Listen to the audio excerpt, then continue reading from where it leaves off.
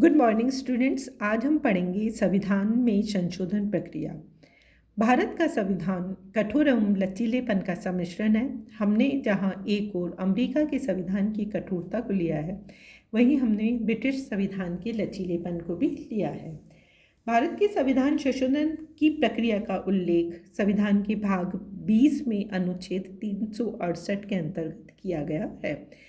संविधान निर्माताओं में दो भिन्न भिन्न प्रकार के दृष्टिकोण रखने वाले संविधान निर्माता थे।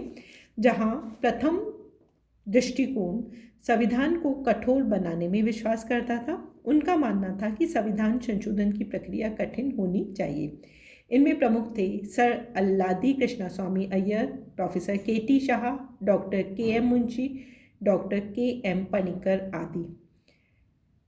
इस वर्ग का मानना था कि संविधान संशोधन प्रक्रिया सहज होना उचित नहीं है, अतः संसद तथा राज्य विधानसभाओं की स्वीकृति से ही संविधान में संशोधन होना चाहिए।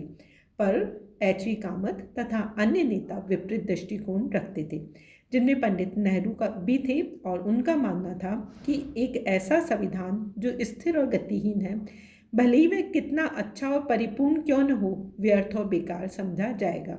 उसकी उम्र चाहे जो भी हो, हम उसे वृद्ध संविधान कहेंगे। एक ऐसा संविधान जो मौत के निकट पहुंच रहा है।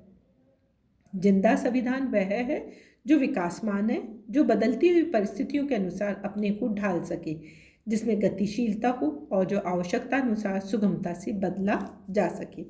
तो इस प्रकार से भारतीय संविधान कठोर एवं लचीलेपन का सम्मिश्रण है।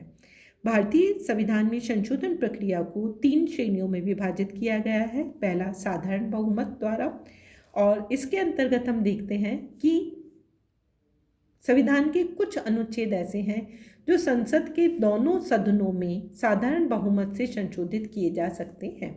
जैसे अनुच्छेद 3, जिसका संबंध राज्य की सीमाओं, उनके क्षेत्रफल व नाम से है।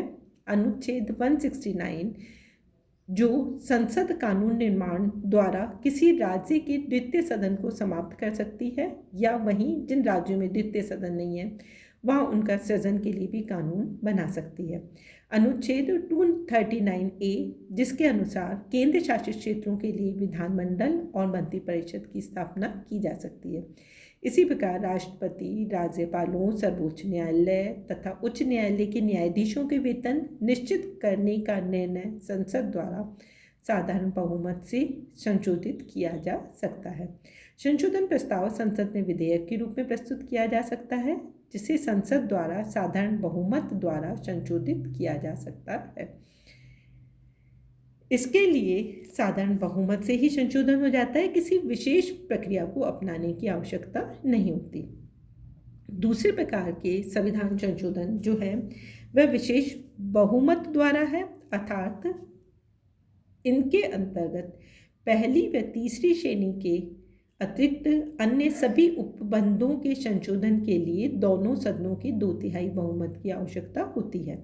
संशोधन का प्रस्ताव किसी भी सदन में रखा जा सकता है। सदन यदि कुल सदस्य संख्या की बहुमत तथा उपस्थित व मतदान करने वाले सदस्यों के 2/3 बहुमत से संशोधन विधेयक को पारित कर दे तो उसे दूसरे सदन में भेज दिया जाता है। वहाँ पर भी इसी प्रक्रिया को अपनाया जाता है और उसके पश्चात राष्ट्रपति के हस्ताक्षर के लिए विधेयक को भेज दिया जाता है। यदि दोनों सदनों में मतभेद हो तो प्रस्ताव अस्वीकृत हो जाता है, क्योंकि इस क्षेत्र में दोनों सदनों की संयुक्त अधिवेशन का प्रावधान नहीं है।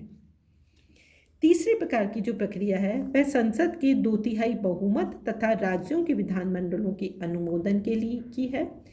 राष्ट्रपति के निर्वाचन की पद्धति, केंद्र तथा राज्यों की कार्यपालिका शक्ति का विस्तार, संसद में राज्यों का प्रतिनिधित्व, संघीय व राज्य न्यायपालिका, केंद्र राज्यों के विधायी संबंध आदि कुछ ऐसे विषय हैं जिनके लिए संसद के दोनों सदनों द्वारा अपने कुल बहुमत तथा उपस्थित व मतदान करने वाले सदस्यों के 2/3 बहुमत की आवश्यकता तो है ही, साथ ही साथ में देश के कम से कम आधे राज्यों के विधानमंडलों की स्वीकृति भी आवश्यक है।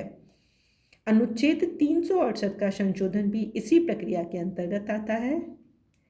वास्तव में ये वे विषय हैं जो केंद्र तथा राज्य दोनों के ही अधिकारों को प्रभावित करते हैं। भारत में चूंकि संघात्मक व्यवस्था है, अतः संघीय व्यवस्था की भावना के अनुकूल राज्यों के अधिकारों पर किसी प्रकार का विपरीत प्रभाव न पड़े, इसलिए राज्यों की भागीदारी की व्यवस्था की गई है। यद्यपि यह संशोधन प्रक्रिया जटिल है, पर राज्यों की स्वायत्तता व अधिकार संरक्षण के लिए आवश्यक भी है। जैसा कि हमने देखा कि तीनों ही प्रकार के संविधान संशोधन विधेयकों पर राष्ट्रपति की हस्ताक्षर की आवश्यकता होती है। राष्ट्रपति को यह अधिकार होता है कि वह संविधान संशोधन विधेयक पर हस्ताक्षर करे